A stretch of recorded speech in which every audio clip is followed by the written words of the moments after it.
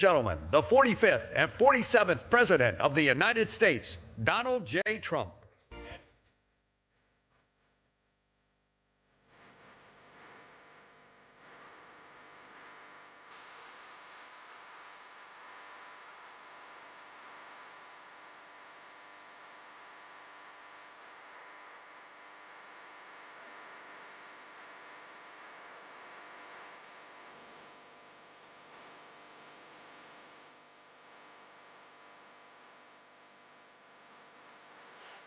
Thank you very much.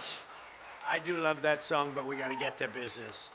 I love that song, but I want to thank you all. You're special, special people. And I want to just say that, I announced I was coming over here, and I said, I love those Republicans, and I meant it. I said, except for maybe a couple I don't love. But the people in this room, I don't know if those couple are here. I don't know. I don't care if they're here or not. But we love you, and you've done an amazing job. You love the country. You're doing what's right for the country. And I want to wish everybody a Happy New Year, the most successful House Republican majority in decades. And we did it with not a big majority, right? That was not a big majority, but it's a unified majority, and it's people that know what it takes to make America great again. So together we had 12 months of unprecedented success in 2025, and now we're going to make history and break records with the epic midterm victory that we're going to pull off. It just doesn't seem to happen for people that win the presidency. It's an amazing phenomenon. You win the presidency, and we sure as hell are having a successful presidency, I will say that. But even if it's a successful presidency, it's been nothing like what we're doing. We had a very good day 2 days ago, too. But even if it's successful, they don't win. I don't know what it is. There's something psychological, like you vote against. You can win by a lot. We won every swing state. We won the popular vote by millions. We won everything. But they say that when you win the presidency, you lose the midterm. So you're all brilliant people. Most of you are in this business longer than me. That makes me smarter than you, because look where I am, right? No, it doesn't. But I wish you could explain to me what the hell's going on with the mind of the public, because we have the right policy. They don't. They have a horrible policy. They do stick together. They're violent. They're vicious. They're vicious people, and they stick together like glue. They don't have a couple of the people that we have. A couple of people, not too many. Really very few. And that's why I want to just say that before we go any further, I want to express our tremendous sorrow at the loss of a great member, a great, great, great member, Congressman Doug LaMalfa, who passed away yesterday, as you probably have heard. And he was the leader of the Western Caucus, a fierce champion on California water issues. He was great on water. He wanted to release the water, he'd scream at him. And a true defender of American children. He was a defender of everybody. And our hearts go out to his wife, Jill, and his entire family. He voted with me 100% of the time. And by the way, he wasn't a 3 o'clock in the morning person. Do you know what I mean by that? Where the speaker goes, sir, could you call up? Could you call? I said, what time is it, speaker? Sir, it's 3 in the morning. Could you make a couple of calls? How many? 9. So I'd start calling 3 in the morning. I said, I shouldn't use any names. I'm just going to create problems. But hi, Jim, and I'm not talking about Jim Jordan. I never had a call 3 in the morning for him. But I said, hi, Jim, how you doing? I just called to say hello, 3 in the morning. Okay, sir. Sir, you haven't spoken to me in 3 years, and it's now 3 in the morning, so I know what you want. You want my vote? And usually almost always they'd give it. But they wanted to be called. And with Doug, I never had a call. He was with us right from the beginning. I love those guys. I must say I probably love them the best, the guys that I don't have to call. They know we're doing the right thing. I have a couple that are going to be with us all the way, but they just want the call. They want love. They need love. They're more insecure than most of you. It's true. No, most of you are secure people. They're all laughing. No, most of you are secure people. I had a couple say, look, I could have Trump call me all the time. I just have to break his ass a little bit. And he'll be calling. But I appreciate those. We actually had a little party. We opened up a beautiful section of the White House in the Rose Garden, and we had a party for all of those people that I never speak to and vote for me. And, you know, I spoke to Doug, but I didn't speak to him about, never had a problem. And I was really saddened by his passing and was thinking about not even doing the speech in his honor. But then I decided that I have to do it in his honor. I'll do it in his honor because he would have wanted it that way. He would have wanted it that way. He would have said, do that speech. Are you kidding me? Do the speech, big guy.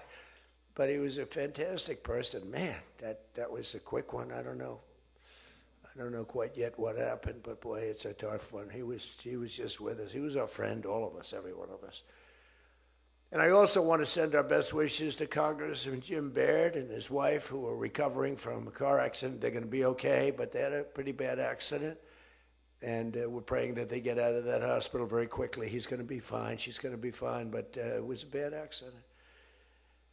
And I want to thank the man who has been central to so many of our triumphs. He really has been. He's the guy that would call me to make those calls all the time. He's always working. And he's a nice person. You know, he's a high-quality person. But I want to tell you, he's a very tough cookie. I've seen both sides.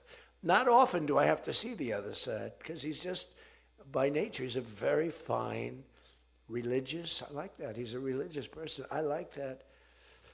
I like religious people. It usually means they're more honest. Sometimes it doesn't happen that way. I've had some real religious ones that did numbers on me, and I said, I'm going to get them someday. They got me by surprise, but it's usually good, okay, right? And his name is Mike Johnson, Speaker Mike Johnson.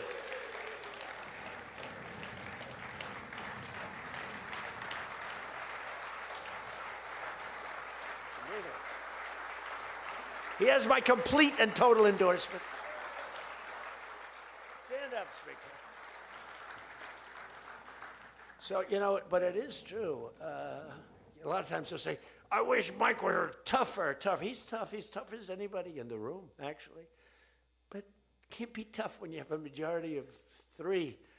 And now, sadly, a little bit less than that. A little bit less than that, maybe. But you can't be Trump. You can't, I want you. You make 10 enemies, 20 enemies. That's the end of that, right? Everybody loves him. I would say there's one person he's given up on. I think he just gave up on this guy. He's so bad. He never votes for us. But no matter how good, he won't vote for us. There's a sickness there. There's something wrong. You can have the greatest bill, the greatest for the country. Forget about for Republicans. Great, great, great for the country. I'm a no vote. We don't even bother calling him at 3 in the morning, do we? Huh? But I want to thank another guy who's as tough as they come, because he went through something that none of us have gone through. I went through a little shot, but I get that throbbing feeling every once in a while. But what he went through was incredible. And that Steve Scalise, he got hit hard. Where's Steve? Steve.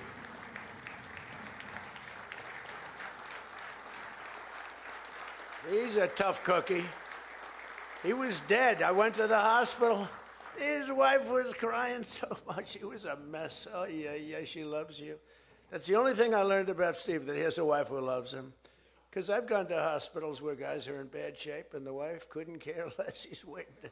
She's looking for the next guy. Who's the next guy down the pike? Who the hell is the next guy? He's died. I said, that's so bad. Oh, yeah.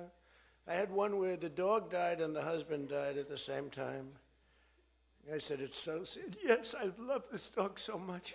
She couldn't give it, and the guy left her a fortune. Can you imagine?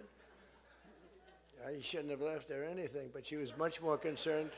It's true. Oh, the dog was devastated. The husband, he was like an afterthought. Your wife loves you, Steve. She's a great wife. Another one who has a great wife, Jackie, is Tom Emmer, right? Look at you. You have a great wife, but you haven't been tested like these guys. You have been. We don't want to test her, right? She's incredible. She's a strong, beautiful, great person. She's a great person. She actually liked me at the beginning when we were having little fights. We weren't even having fights. We just didn't know each other. We didn't know each other. And I heard he said something negative about me. He was sort of right about the subject, but you're not supposed to say ever, even though you're right. But Jackie was saying, I'm telling you, he's a great guy. He's good. He's going to be a great president, blah, blah, blah. She was fighting for me. And now I love this guy. He's great. Jackie's right about, she was right about both of us, I think, right? But Tom has been incredible. He's incredible at what he does. And he's a great team player. Your conference chair, Lisa McLean, is so strong and powerful and beautiful. Thank you, Lisa. Thank you. Thank you. And I think their broadcast, you know, we said we don't care if the press comes or not. So when I say that, that means they're there. They're broadcasting all this, and I'm letting my feelings out because it's true. I feel that way about so many people in the room. I could say it about many of the people in the room. Some I don't know as well, but many of the people in the room. They're incredible people. You're incredible what you're doing. We also have another one, Richard Hudson, chairman, NRCC. Richard's always in there. Always with a smile. No matter what's happening, Richard.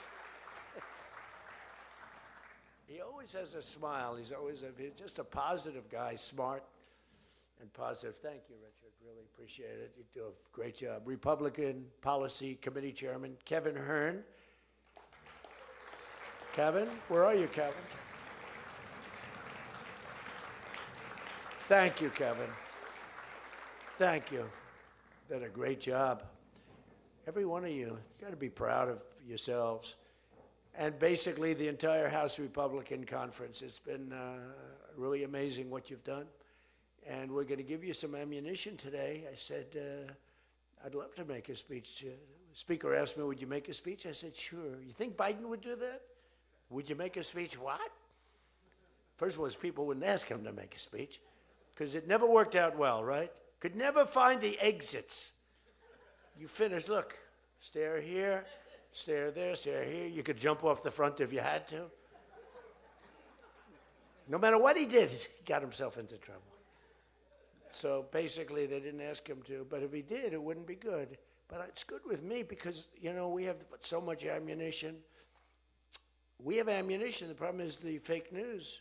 That's why I like being on. I'd much rather do live television than do non-live because, like, when they say, as an example in my speech, peacefully and patriotically to the Capitol, peacefully and patriotically.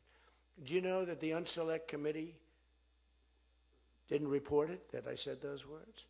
Do you know that the news never reported the words walk or march peacefully and patriotically to the Capitol? Do you know they never reported it? It's a scandal.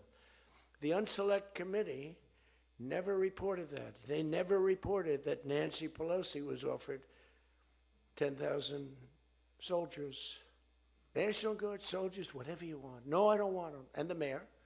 The mayors were in writing. She was more honorable about it.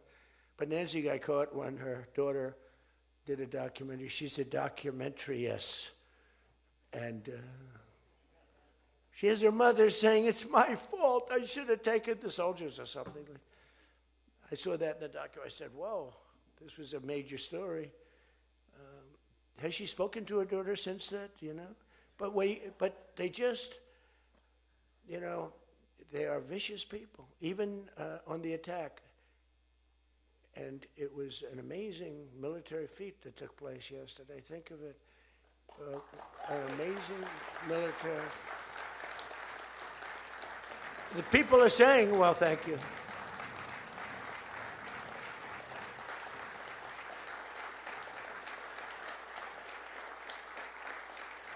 You know, people are saying it goes down with one of the most incredible. It was so complex, 152 airplanes, many, talk about boots on the ground. We had a lot of boots on the ground. But it was amazing. And think of it, nobody was killed. And on the other side, a lot of people were killed. Unfortunately, I say that, soldiers. Cubans, mostly Cubans, but many, many killed. And they knew we were coming, and they were protected, and our guys weren't. You know, our guys are jumping out of helicopters, and you're not protected, and they were. But it was so brilliant. The electricity for almost the entire country was, boom, turned off. That's when they knew there was a problem. There was no electricity. Caracas, there's no electricity. It's not the only people with lights were the people that had candles. It was just off. So we sort of got them a little by surprise, but it was brilliant tactically. It was an incredible thing. But I watched where Schumer, he's such a bad guy. I mean, I've known the guy for a long time, and he's such a bad guy. You know, at some point they should say, you know, you did a great job. Thank you. Congratulations. Wouldn't it be good? I would say that if they did a good job. Their philosophies are so different, but if they did a good job, I'd be happy for the country. They've been after this guy for years and years and years. And, you know, he's a violent guy. He gets up there and he tries to imitate my dance a little bit. But he's a violent guy. And he's killed millions of people. He's tortured. They have a torture chamber in the middle of Caracas that they're closing up. But he's tortured people. And now what they do, the radical left, they actually have people, and it's hard to get them. They're all paid people. Most of these people are paid. You know they're paid when they have brand new, beautiful printed signs by like the highest quality printer, and you have a woman, free Maduro, and the sign is before we even did the attack. You know, free Maduro. Why do you want him freed? I don't know, but he should be free. Oh, she reads the sign. What does that say? It says free. Well, that's what I believe. And you know, you see the sign. It's like, Lisa, we should all have quality signage like that. The one thing I want their sign maker. The guy is great. He does beautiful signage. You know, the old days was better when they used to write out their own sign, wasn't it? They'd make a sign in the basement. They'd have an old broken board holding up a sign, and it's made with a magic marker, sloppy as hell, and it meant something. But today, when you have that yellow and black, they should use different colors a little bit.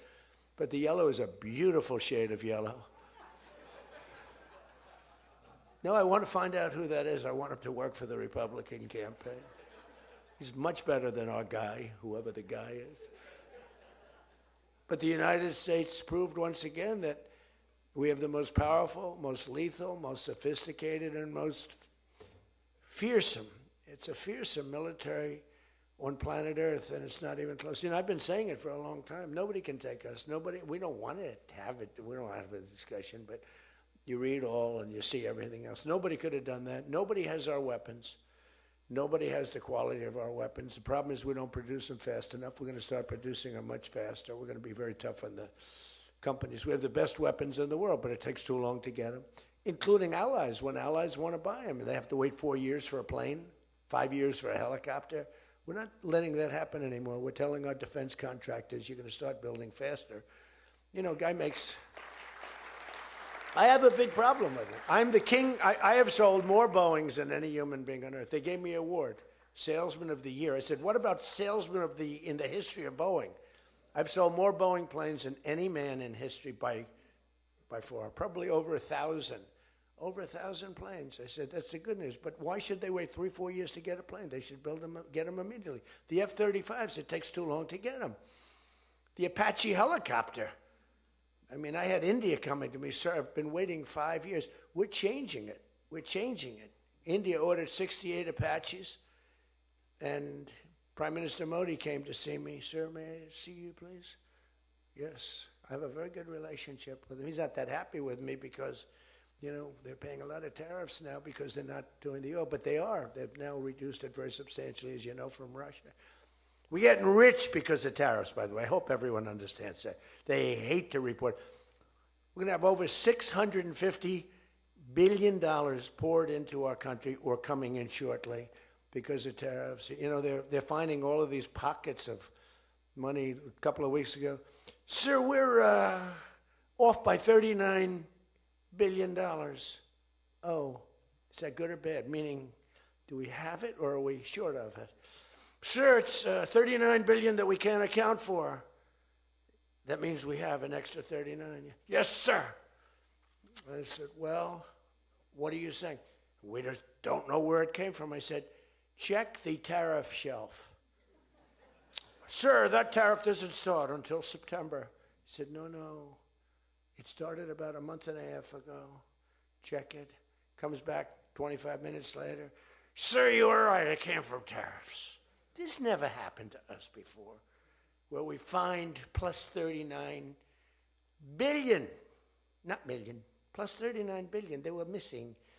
We've taken in $650 billion or shortcoming, and that's because I'm being nice. If I want to be, and we have national security because of tariffs. And frankly, we have a big Supreme Court case. I hope they do what's good for our country. I hope they do the right thing. The president has to be able to wheel and deal with tariffs. Now, if you have the right president, it's good. You have the wrong president, if you have the wrong president, nothing's good. Tariffs are the least of your problems. We found that out for 4 years. We had the worst president, did the worst job. They had the worst policy. We have to even run against these people. Now, I won't say cancel the election. They should cancel the election because the fake news will say, he wants the elections canceled. He's a dictator. They always call me a dictator. Nobody's worse than Obama and the people that surrounded Biden. Not Biden. I don't think it was Biden. He didn't know what the hell was going on, okay? The election was rigged. He had no idea what happened. He still doesn't. The auto pen. And by the way, you ought to make a big deal out of the auto pen. The auto pen was your president because most of the things were signed by auto pen. And you're not allowed to do that. I signed very little. Now I just sign everything because it's just so crazy. But like I had the other day, we elevated a general to 4 stars. I think you should sign that. That's a big deal. A general did a great job, was elevated to 4 stars. And I had the gentleman, and I signed it in front of him, held it up. You got to sign that. You can't give it to an auto pen. And you can always tell an auto pen. One thing, it has 2 little tiny dots. You know that? 2 little dots. You know what that's from? 2 pins. They go bing, bing. They're wonderful things. But you got to sign it. And the law is you have to sign it. If somebody's, telling the auto pen person, he has to be authorized by the President of the United States. Well, he wasn't. The guy barely knew the President. How many times did you speak to the President, right? He said 2. And they just spoke about the weather. It was like this. But he was never authorized to sign. And I think 95% of the things were signed by auto pen. You can tell because the auto pen is a nice, clean signature, and his signature's a mess. The only thing he signed was, which is nice, was Hunter's pardon. That's the only thing that we can find that he signed. Most of it he didn't sign. So somebody's sending papers to sign, and he wasn't the president. First of all, the election was rigged. You ought to have voter ID. You ought to insist on it. You ought to insist on it. Can you imagine? In California, they not only don't have voter ID, but if an official at the voting booths, which they don't have, by the way, because it's all mail, if an official, a voting official, even asks somebody for voter ID, sir, would like to see your identification. Do you come from our country? They put him in jail for tampering with the election. Okay? We got to straighten this out before it gets too crazy. California is more corrupt than any place. California is more corrupt than Minnesota. And I won Minnesota. Well, Tom's going, I think so. Well, it's close. It can't be proportionately, probably nothing's more corrupt, right? We got to win something. Yeah, right. He says you got to win. I'll tell you what, I did great there 3 times. I was surprised 3 times. Those elections are corrupt. They got you 1 time, too. But I heard a long time ago, but they got you. But they got to straighten those out. But we have to have voter ID. And when you confront a Democrat about voter ID, like in a debate or something, I said it a couple of times with Biden, and they're very embarrassed when they say, we want voter ID, voter identification. The only reason somebody doesn't want that is because they want to cheat. Our elections are crooked as hell.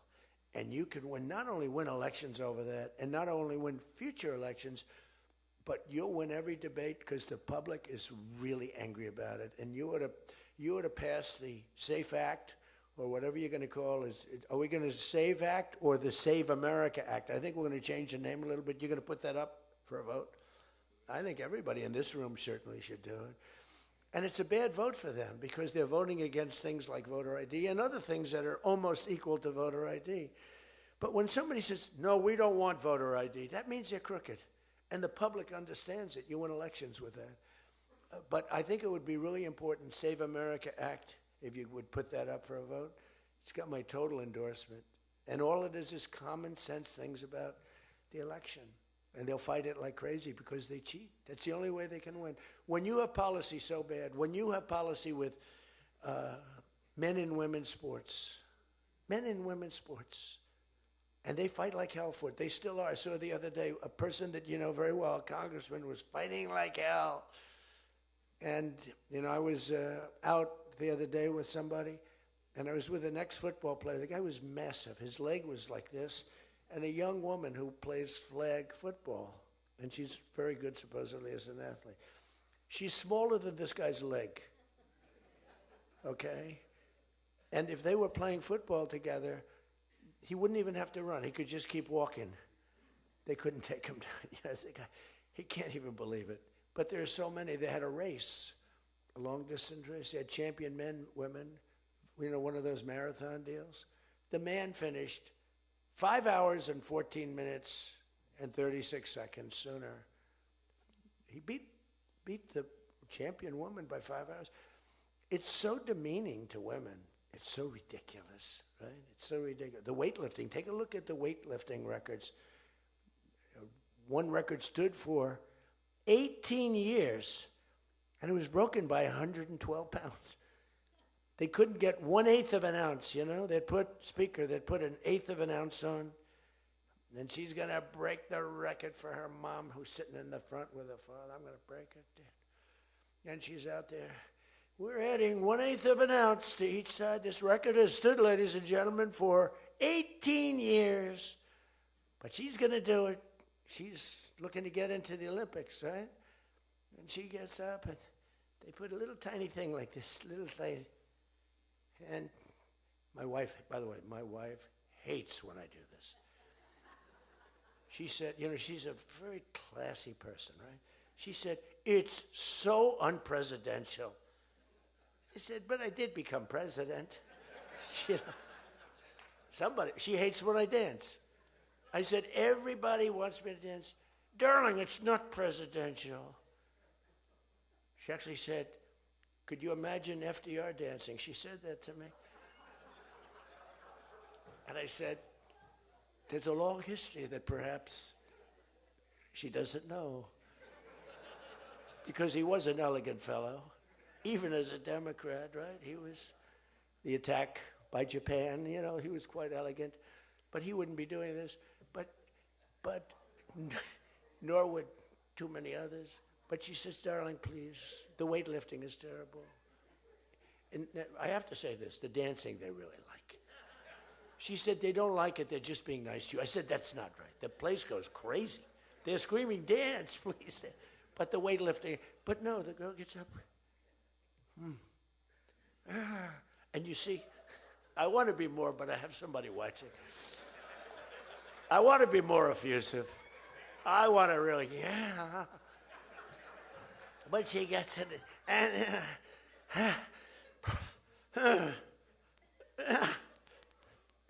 drops the thing, walks off the stage crying. Her mother's crying, her father's crying. Guy gets up. They said, have you lifted before? A little bit.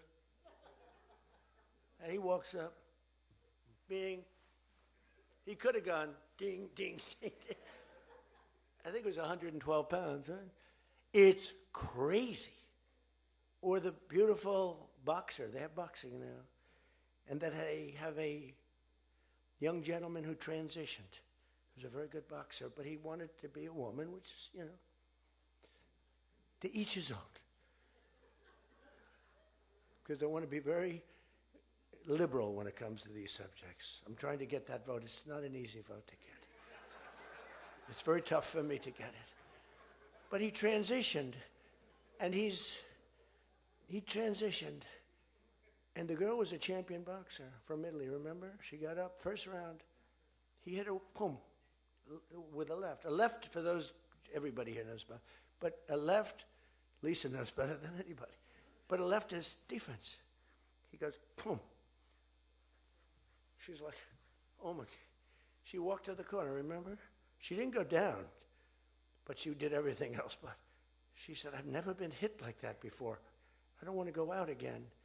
You can do it. You can do it. Bang. She walked off. She said, he happened to win the gold medal, that young woman. He won the gold medal. There were two transition people. They both won gold medals. The whole thing is ridiculous. You have policy on your side. They don't have policy on your side. Right? You have policy. And I saw this guy fighting like hell. The swimming records, it's ridiculous when you look at the swimming, any records.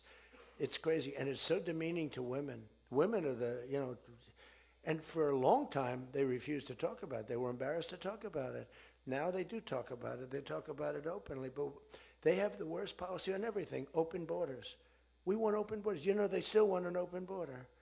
We did the greatest job ever on borders. And I think they forgot it. My guy said to me today, I have a great guy, Ross. He's the greatest speechwriter.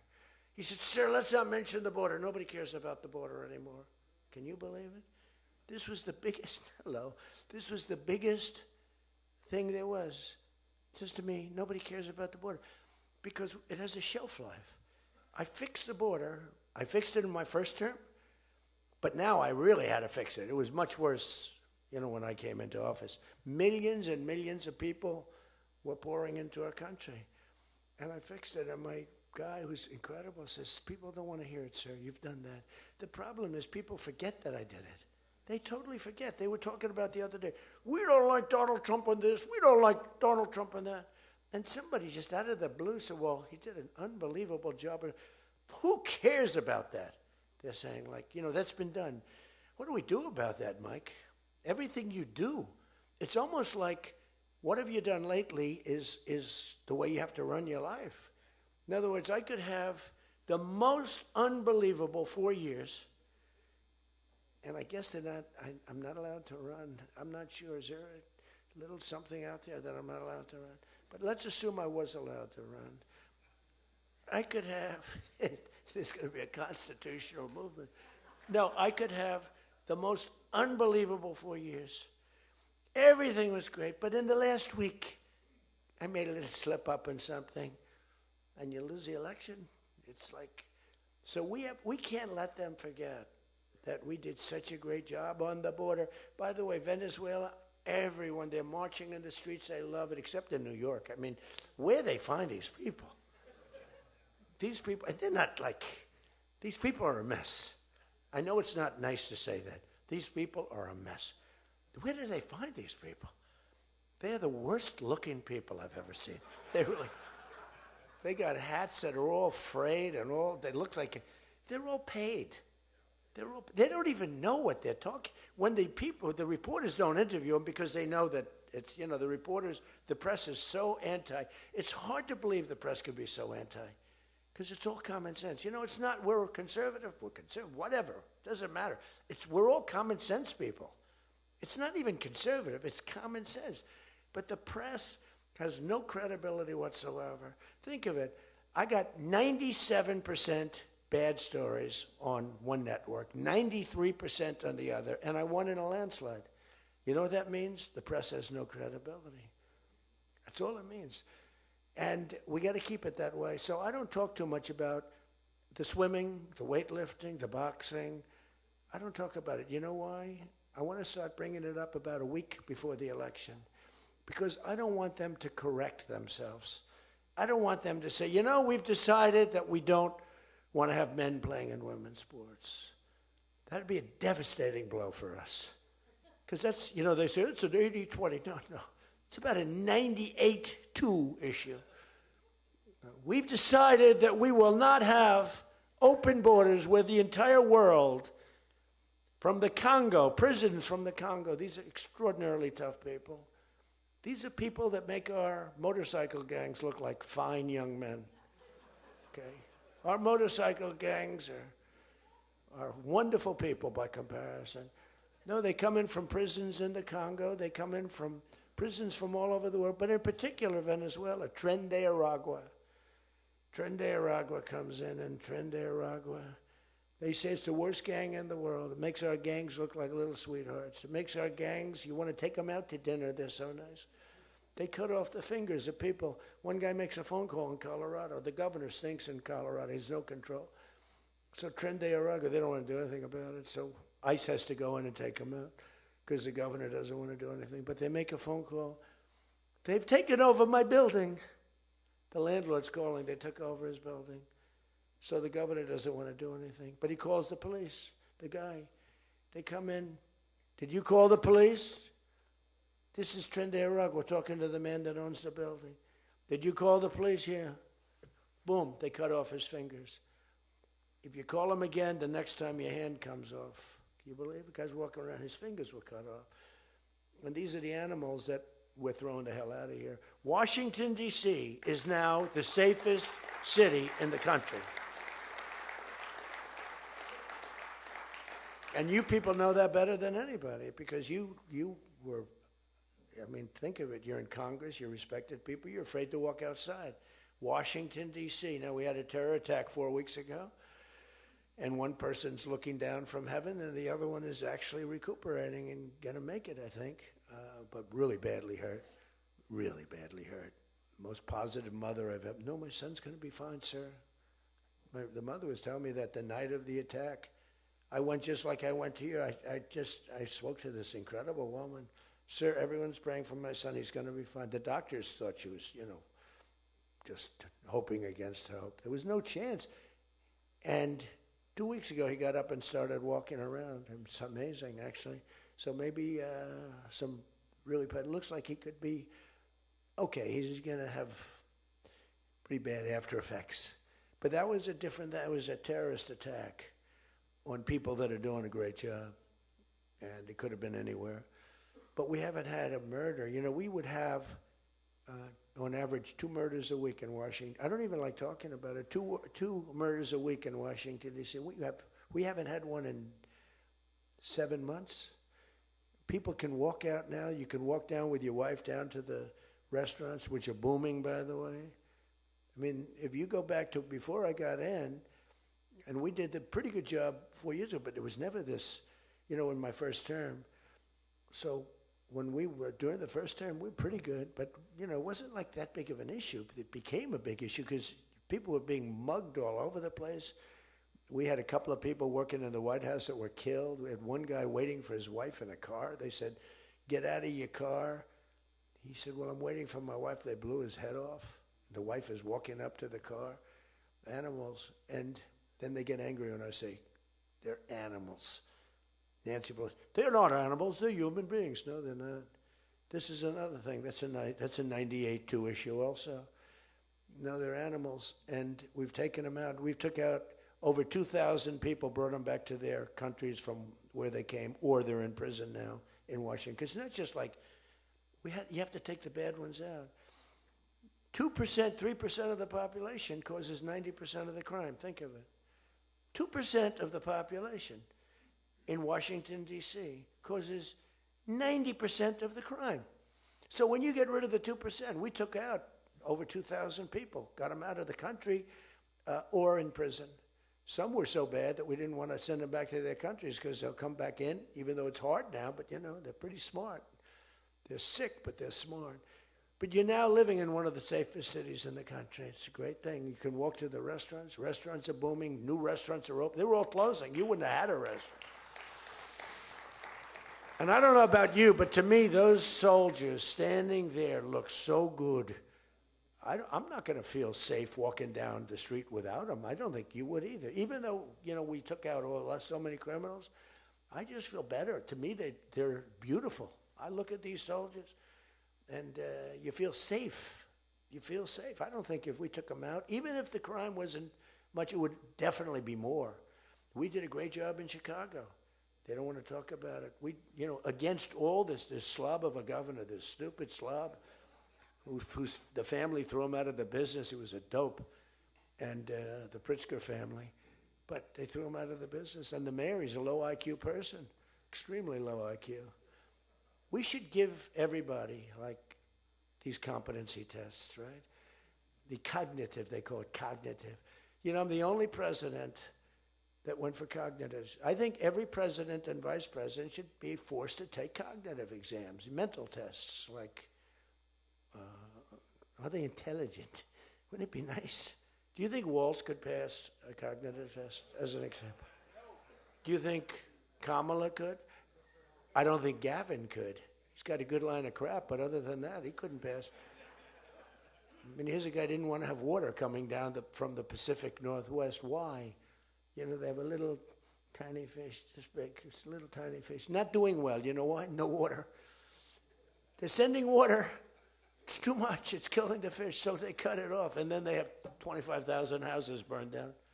They don't know why. No, I think, I believe in it. I'm the only one that took a cognitive test. I do, it's the worst. If I don't do a medical exam, because I've had times where I went longer, because I'm busy. If I don't do a medical exam, they say, Trump's not doing an exam. There must be something wrong with him. If I do the exam, they say, why did he do this? Why did he do this part of an exam? He did too much. There's something wrong with him. Do you remember there was a period, Mike, where I had 32 days in a row I did one press conference, 2, 3, sometimes 4. I do them behind the desk. I don't even just do it. I do press conferences. But I do many press conferences. So in 32 days, and then one day, just one day. This is 32 days in a row. Must be some kind of a crazy record. Then one day, do you remember I didn't do one? Because I took Kai, my very brilliant golfer, beautiful young lady who swings the club so beautifully. She's a great scratch golfer and loves playing. Grandpa, would you take me to play golf? So I ran, I play golf in like record. I play speed golf. It's better that way. You know the expression? Miss it quick. No, I play speed golf, but I'm a good golfer. Everybody knows. Anybody that I've beaten in this group. But I love to play golf, but I don't get to play much. But I took off 2 hours, and the press couldn't find me. But they knew I was there because they follow me. And I was getting, are you okay? Guys are calling me up. Some of the guys in this room. Sir, are you okay? Yeah, what's the problem? There's a report, sir, that you're no longer with us. Remember that? No. The report was that I don't want to use the D word. It's such a horrible word. Dead. I don't like that. There's a report, sir, that you're no longer with us. I said, well, I just hit a 280-yard drive. This isn't bad. And, it's one of the, and it took me a couple of weeks to get that one straightened out. The new one is they did a report in the fake news New York Times where I worked this day from early in the morning till late in the evening, but we don't give out a full schedule. It's like who the hell wants to give out a schedule to these people? But it's all work. And this, in particular, this day was brutal. I never got to leave the seat. You couldn't do anything. It was just one after another after another. And this went on from early in the morning till late in the evening. And my people gave out a report. He had lunch. They show a report, lunch with somebody. And they did a story. Donald Trump is slowing down. He only had lunch. And then he went back up. And they said, that's malfeasance, whoever did, right? No, it's terrible. I was actually more angry with my people than I was with the New York Times. But they wrote a story. And it takes you a period of time to recover from these hits. And it's almost no matter what you do, but you have to keep a positive eye. But we have a fake press. We did a thing that's so incredible on medicine that nobody has ever done it. Reducing favored nations, most favored nations, we reduced the cost of medicine at levels that have never even been dreamt of before. we should win the elections on just that thing if we did nothing else and went home. Go home. We did favored nations where we're bringing down the price of a pill. As an example, in London, the pill sells for $10. In New York, it sells for $130. That's 13 times as much. Most favored is, I want to pay what the lowest nation in the world is paying. Everybody knew about it, but nobody had the guts or the stamina to do it, or the respect from other nations, but I do. And then you also had to get the drug companies. The drug companies were not easy, but they were much easier compared to the other nations. So the other nations used to tell the drug companies, we're not going to pay more. It kept it for years the same price. Everything, we just kept going up, up, up. And finally I had the drug companies, and I said, listen, fellas, you can't do this. Can't do it anymore. I'm not going to let it. We're going to do it, and you're not going to do it. And I did things to them that were brutal, but I really found out it was the nations that were so tough. So when France was told that the pill will go from $10 to $30, it's a big increase, right? But it's not really. And that ours would come down from $12 or $13 down to $30. So theirs would go from 10 to 20 or 30, and ours would go from $13 down to, meaning $130 down to 20 or 30. So it's a huge drop for us. Now, depending on the way you calculate it, it could be thousands of percent down. It could also be 90% and 80%. You know, there's two ways of calculating. I don't know if you know. They said Donald Trump exaggerated. Now, there are two ways of calculating it. But calculate it at 80, 90%. But the other way is more accurate, like 900%, because that's what it really is. But there are two ways, but use to be generous, 90%. There hasn't been a reduction in 28 years, except for the 1 year where I got it down 1/4%, and I had a news conference. I was so proud of myself. The drug prices, prescription drugs, are going to be down by thousands of points, thousands. On that one item, you should win this election. The New York Times barely wrote about it. The other papers barely wrote about it. Nobody even knows that the drug prices. Now, people will say, you don't mind if I don't read this crazy teleprompter, do you? Because, do you mind? Because I have, it's called standard. But these things are so important because you guys got to get elected. Because if you don't get elected, we have a country that's going to go to hell. So we can't play games.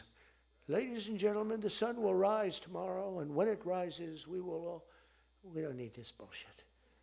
We need to talk about favored nations. And your numbers are coming down at levels that nobody's ever seen. We inherited high prices. We inherited a mess. We inherited the greatest inflation in history. And you know what was knocking it down? The bad economy that we inherited. We inherited bad. We now have the hottest economy in the history of our country. We have $18 trillion being invested in the United States. You have, every one of you have car plants, AI plants, plants of all different types. Because of tariffs. I hope we get the good ruling from the Supreme Court. I only hope we do, because it's given us tremendous national security. So let me just finish up, because I weave. I love to weave. If you ever weave and don't come back to the point, then that's a problem. Then you say, but when you weave and you go here and boom, boom, boom, always coming back, then you're in good shape. But what's happening is, by doing what I did, we're getting numbers that are so low. But what did I do to the countries? I said, France, your health care for prescription drugs is going to go up triple. It's going from $10 a pill, just as an example. I called it the fat drug. You could say the fat drug, Ozempic. Ozempic is $80 in London, and it's $1,300 in New York. The fat drug. A friend of mine called me up. He said, what the hell is going on? A very rich guy, but I said, the fat drug doesn't work on you. Why are you even taking it? The drug has failed miserably, but he's a very loud, boisterous. He's not a bad guy, not a great guy. Smart as hell. But he's a very rich guy. This drug, he could have paid millions for it. It wouldn't have mattered. But he said, in London, I'm paying $80. In New York, I'm paying like many times more than that. What the hell is that's because of what's happened? Because the nations held us back. So the drug companies, I had made a deal with them. You're going to do it? They said, whatever the nations agreed to. The nations were a bigger problem than the drug companies. So I said, you tell me they'll never agree, sir. I said, 100% they will. 100%. They said, sir, the smartest guys, Eli Lilly, Merck, Pfizer, all genius. They're all making numbers you wouldn't believe. The defense contractors are making more. That's why I'm going to say, you're making $45 million a year and you can't produce a frickin' helicopter for 7 years? We're going to talk to them about that. But I said to the France, I called up, as an example, France, just as an example, I like him, he's a nice guy. Emmanuel, you know Emmanuel Macron. I love the French accent. Emmanuel.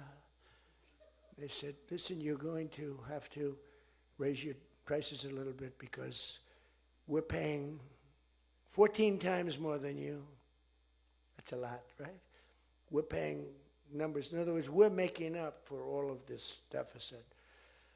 No. Donald, I will not be able to. Mr. President, please excuse me. Most of the people call me Mr. President, except for people that don't respect me. They call me Donald, which there are probably a lot of them too.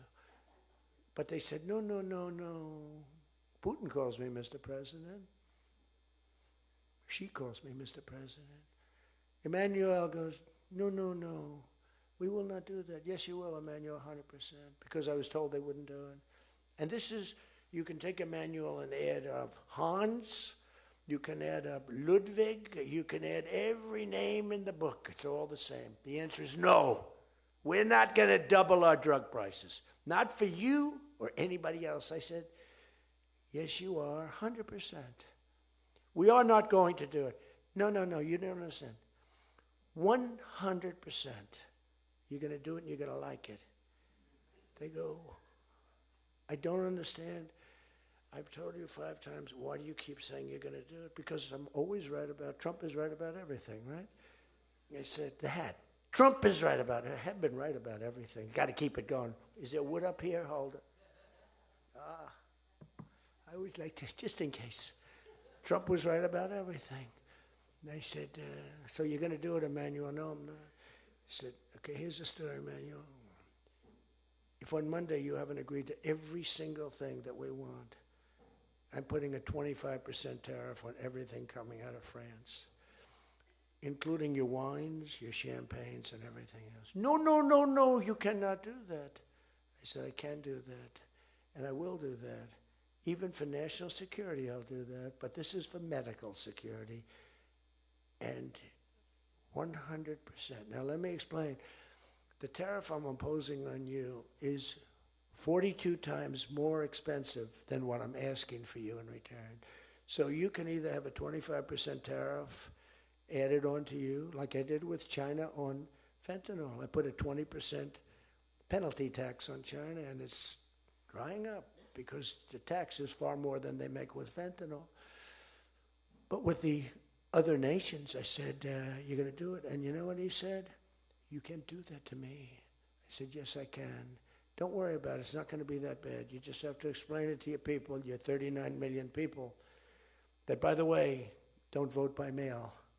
They vote on paper ballots.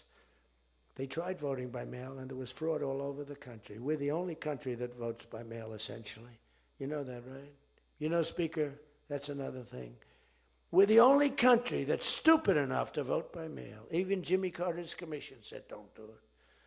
But just to finish so that you won't say he wanders.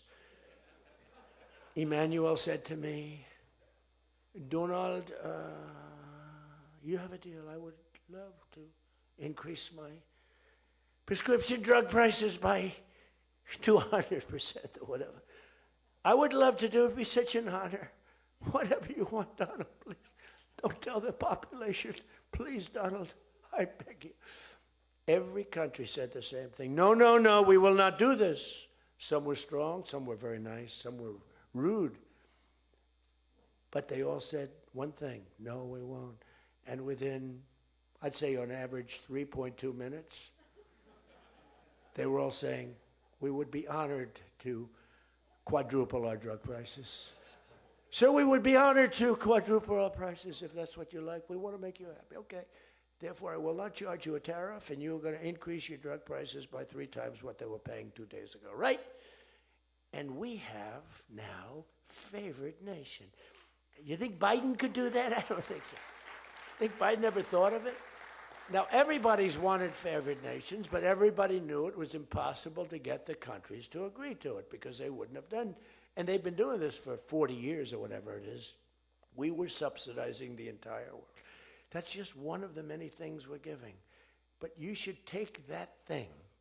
That's going to save. Now, that also, when you add that to health care, your drug prices are much lower than what you projected. So we're going to reduce health care by a lot. One other thing. On health care, it's never been our issue. It should be our issue. We had a very nasty vote from a couple of people. I guess Collins, I guess Lisa Murkowski, and I guess a man named John McCain. Remember? Thumbs down. You remember.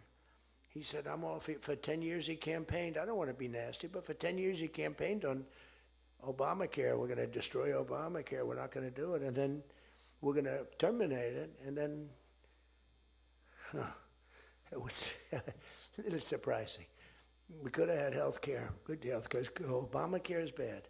And the people understand it's bad. And the premiums are horrible.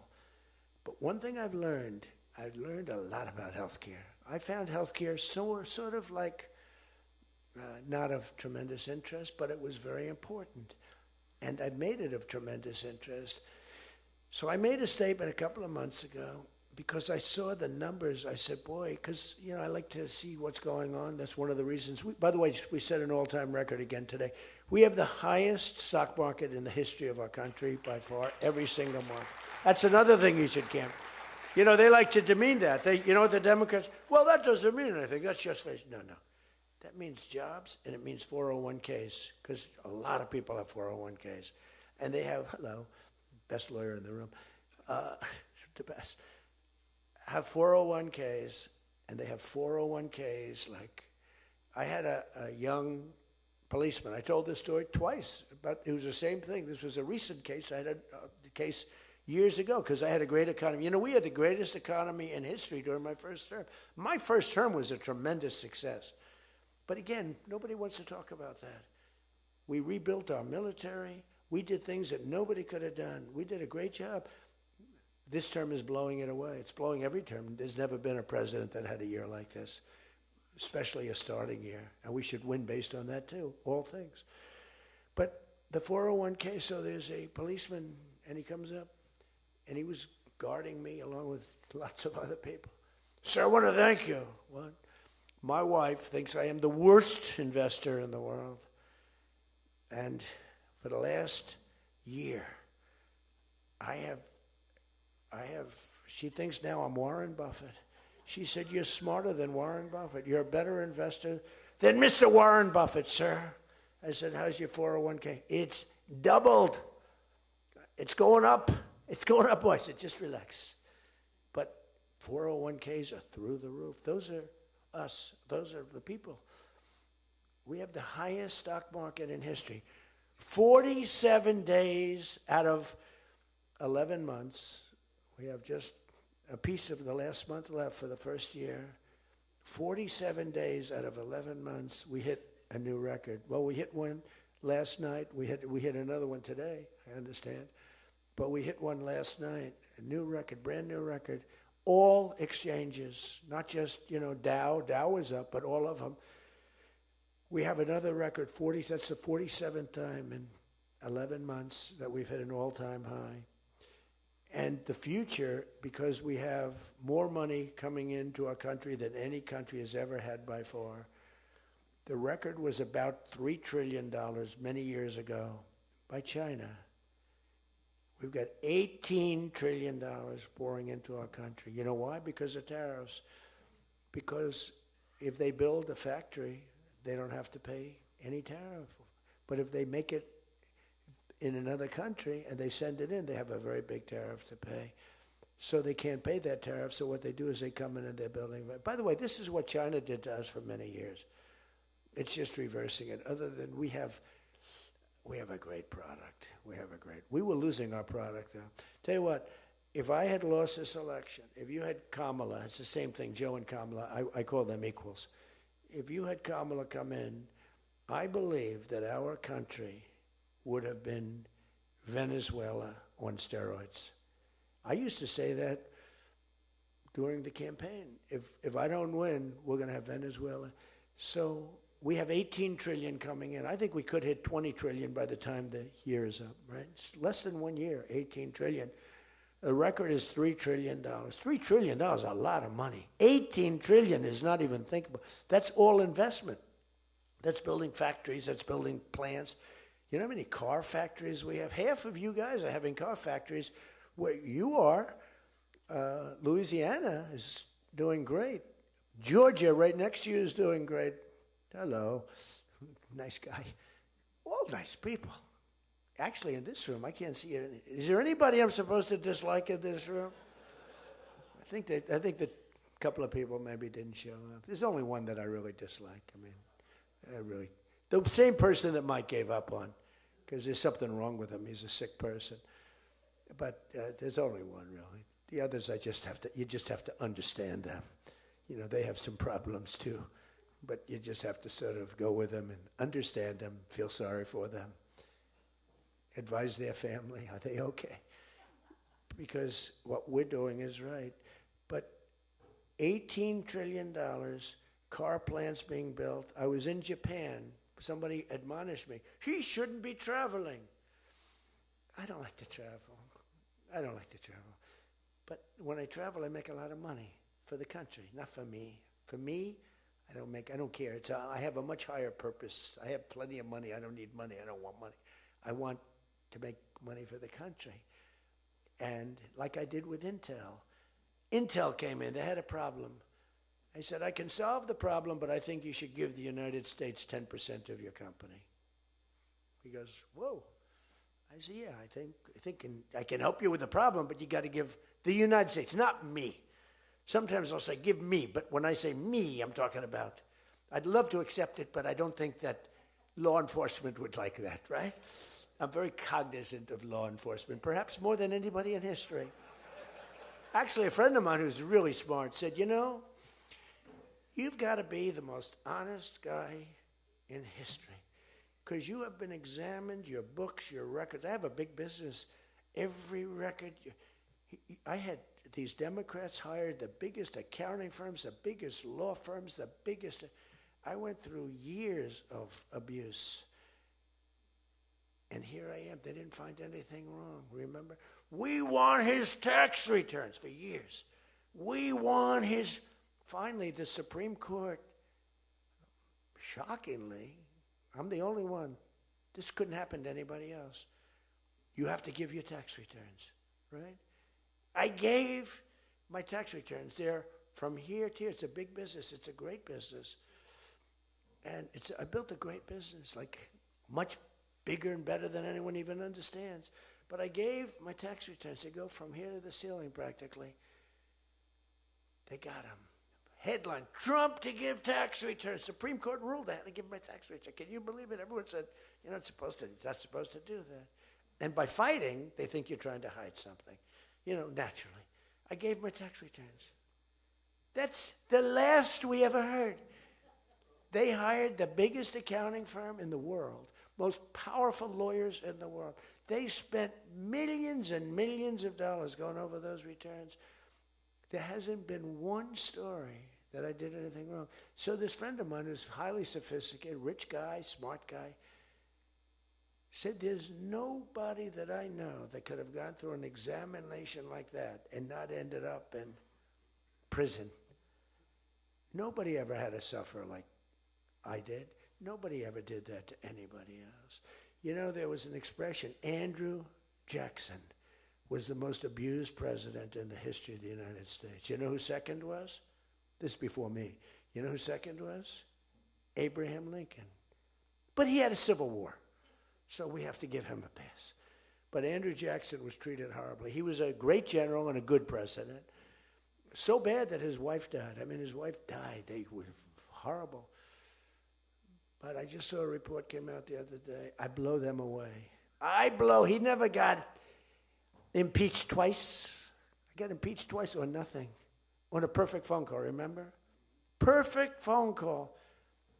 Tim Scott, who's a great guy, great, wonderful guy, South Carolina, straight guy, right? He is a good guy, good person. He's an honest person. He read a transcript. Thank goodness I had a transcript. Essentially, the call was taped because they tape calls. I didn't even know. So was that call taped? Yes, sir. I said, oh, well, bring it down. I don't even know. And we read the transcript. It was perfect. It was so good. I told Ukraine not to cheat. And if you see any cheating, report it to the Attorney General of the United States. That was my call. They said, he was trying to intimidate. All I said is, don't cheat. And we have a signed agreement that Ukraine can't cheat. You know that. It's the only country we have actually a signed. They violated the agreement many times, I would tell you. You'll find out. I was right about that too. But nobody's gotten treated. But this guy said to me, for you to have escaped. But the one thing, and I'll just end it, because Jim Jordan back there, world champion wrestler, 128-1. Whatever happened to the one guy? The Russian. He lost. How dare you lose to a Russian? Do you know the more impressive record for Jim? Because I'm a big sports person. I love sports. Jim went to high school. As in high school, he was considered like the top wrestler. But he was undefeated in high school. Now, what that means is that as a freshman, he was beating seniors. Is that true? Were you actually undefeated? Seriously, were you undefeated in high school? That means as a freshman, he had to beat seniors, Steve. Nobody could, because there's such a difference between a freshman and a senior. To me, that's more impressive than anything. But I'm also impressed with his fight. Now we have to close the deal, Jim. We got to close the deal. Close that deal. But I respect. I saw Jim, and the first time I met Jim, I looked at him, and I said, tough-looking guy. But I noticed the ears, they were a little rough. They were a little bit of a rough. Some people would say a little cauliflower on that ear. They said, Jim, have you wrestled before? Yes, I did. Where? Was it Ohio State? Something like, he was an All-American at Ohio State. I said, yeah, I could sort of tell. I look at the ears and I can sort of tell. But have you had plastic surgery on your ears, Jim, now? Because they look better now than they did the first time. They've healed over the years. They've healed. Actually, now you're wrestling with probably much tougher people, the radical left lunatics, right? But anyway, so I just want to leave it by this. I want to say that you are great people. We have all of the policy. We have wonderful. Just stay together. We got a few people that make life very difficult. They don't have that. I used to say they don't have a Mitt Romney in their midst. I mean, Mitt Romney was very difficult. You know, he was almost like for them. He was on the Senate side. But we have a couple of people that are really bad. I mean, they're bad, but maybe they'll straighten out. Maybe somebody in the room can sit them down and straighten them out, because what we're doing is the right thing for the country. We're not Republican or Democrat. We're doing the right thing for the country. If you look at what we're trying to solve the health care problem. We're trying to get better health care at a lower price. I mean, that's a good thing, right? And the one thing I learned, and just in concluding, and I said it like a month and a half ago, and it was the number one thing in the country. Even the fake news covered it. They tried to put a negative spin on it, of course. I said, I read a story about insurance companies making a fortune. A fortune.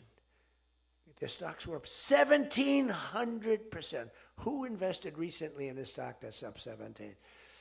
And that's because the money that they're getting from Obamacare is massive. And the government generally. That means they're making a fortune. And as soon as that, because I'm like I have a natural, I don't want to say it again, but I have a natural business instinct. I do. I've always done things. I've done some things that people said you're crazy and I made a lot of money with. I've done a lot of things that were good. I have an instinct, right? Somebody said, he's got the best political instincts of any politician in 150 years. I said, no, I don't. I really don't believe I do. I think I have good instincts. I have common sense. But they said that it was a very complimentary statement, but I don't believe that's necessarily right. But I do have good policy. I have good common sense. And maybe they wheeled that into instincts. And I did become president, so can't be that bad. And I never did it before. Don't forget, I ran for president. I had a politician telling me very strongly, they said, sir, I've run for office 20 times and I've won 17. And I know what I'm talking about. This was at the very beginning of my first time. I said, well, I've only run once and I won, but I won for president. He said, you got me on that one. He's actually sitting in this room right now, that son of a gun. He knows who I'm talking about. He was giving me a hard time, but he's turned out to be a decent person. Not the best in the room, but a decent person. He's not my favorite in the room, but he's decent. But we have one thing that's really strong. Uh-oh, it's a fake news. Pulitzer Prize, right, Doug? Pulitzer Prize. He got one for the bullet. He had the bullet, but he got how many Pulitzer Prizes? 3 Pulitzer Prizes, and all talented guys. These are great guys. I don't like the people back there as well. These are the ones that take the pictures. Make me look thin for a change, Doug. You're making me look a little bit heavy. I'm not happy about it. But one thing I did see and find out in the last 2 months, when you tell the people that we want the money to be paid to the people so the people can buy their own health insurance and health care, it's like, and I just said it, and I said it because I read a story on the front page of a certain paper that I don't even mention because it's so stupid, paper is so bad, it's gone so far off the Wall Street Journal, I don't mention it. I refuse to tell you that it's the Wall Street Journal. They've lost their way. This is not the Wall Street Journal of old. But I read a story on the Wall Street Journal, and it said that the insurance companies are making so much money. They weren't demeaning them or anything, and I guess as an investor, you're happy. When I read that, I said, wait a minute, they're making that kind of money, and they're making it because of stupid politicians, I hate to say, that we allow them to make it. If you guys can get in a room, because, we don't have that as one of our issues. It's the only thing they have. They're lousy at it. They came up with Obamacare. We tried to fight it. We almost had it won, but we didn't get 3 votes. We should have gotten them. But here's, you want to turn this thing, you work on favored nations, you work on borders, you work on all of the things that we talked about, but now you take the healthcare issue away from them, and they want to fight it. You know why? They're all owned by the insurance companies. And they cannot fight it successfully. There's nothing they can do. That's like almost the voter ID thing. When they try and fight, I watched a guy trying to explain why we shouldn't have voter ID the other day, and the guy was a fool. He looked like an idiot. This is the same kind of an issue. Let the money go in a healthcare account or however you do it. Let the money go directly to the people. Now, you have to be a little flexible on Hyde. You know that. You got to be a little flexible. You got to work something. You got to use ingenuity. You got to work. We're all big fans of everything, but you got to be flexible. You have to have flexibility. I came out with a statement. Let the money go not to the big fat cats and the insurance companies that made 1,700% over the last short period of time. Let the money go directly to the people where they can buy their own health care. And I'm not sure that I've ever said anything that was more impactful. I say a lot of things and have a lot of good ideas. And this was an idea that, the whole world went crazy. The whole country went crazy. The world went crazy with envy. if you can somehow do that, Mr. Speaker, Tom, all of you, Steve, if you can do that, you're going to have, this is going to be your issue. And the other thing is fertilization. They're trying to hit us on fertilization. They were dead on fertilization when I got a call from a very wonderful young senator from Alabama saying they had just lost a case, and the case, I've never been met with such scorn. Friends of hers were just going crazy. And I said, explain the issue to me. And it was on IVF, the fertilization. A judge ruled against and said all fertilization places have to be closed down, like immediately. It would have been a disaster. And fortunately, I picked it up, and we owned the issue. But now I understand they're trying to make a case on fertilization. You can't let them do that. Very important issue. All of these issues are very important issues. But you can own health care. Figure it out. Let the money go directly to the people. It goes in a health care account. There are numerous things you can do. But you have to no money for the insurance companies. I'm going to meet with the insurance companies. I said, I'm going to meet with them. Because I met with the prescription drug companies, and that's when I found out what was going on with the fact that we were paying 10 and 13 and 14 times more money than Europe and other places. I learned that at the meeting. Now I'm going to meet with them in a few days. I'm meeting with them all, 14 companies. I'm meeting with them all. I'm also meeting with oil companies. Let's go. You know what that's about. We've got a lot of oil to drill, which is going to bring down oil prices even further. But if you can come up with health care, remember this, where the money goes to the people, you have just owned, they can't fight it. They're owned by the insurance companies. You guys don't get money from the insurance companies, they do. They get a massive amount of money. It's their biggest donor. They're going to try and fight you, but they can't win the fight. If you explain it, the money goes directly to the people. That's going to be your issue. The other thing is energy. Your energy prices have come so far down since I'm president. And nobody wants to, I saw on television, energy prices are down 3%. No, they're not down 3%.